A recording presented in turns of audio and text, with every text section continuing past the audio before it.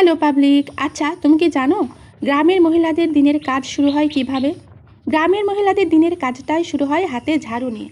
সকাল সকাল ঘুম থেকে উঠে তুমি কিছু করো আর না করো, তোমাকে ঝাড়ু হাতে নিতেই হবে।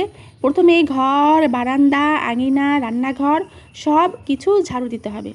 তুমিও অসুস্থ থাকো, তুমি মরে যাও, তুমি রান্না করো আর না করো, তুমি খাও আর না খাও, এই ঝাড়ুর কাজটা তোমাকে একটা দিনও মিস করা যাবে না।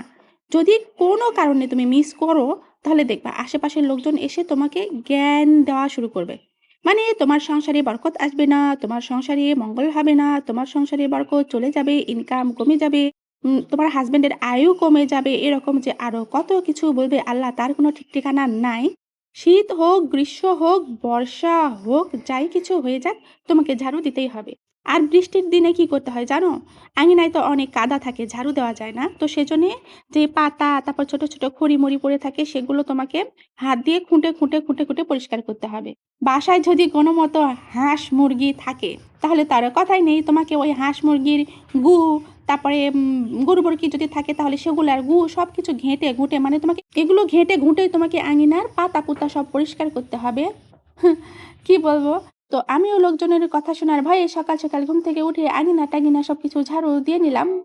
শ্বশুরের বেটা মূলার শাক নিয়ে এসেছে। মূলার শাক দেখলে আমার জিভে জল চলে আসে। আমি চিন্তা করতেছি মূলার শাক দিয়ে আমি কি রান্না করব। আমার এই মূলার শাক ডাল দিয়ে খেতে খুবই ইচ্ছা করছে। আমি জানি না রিজিকে কি হবে। এইদিকে বাসায় অনেক তরি তরকারি আছে। সেই তরি তরকারি রানবো নাকি এই মূলার শাক রানবো?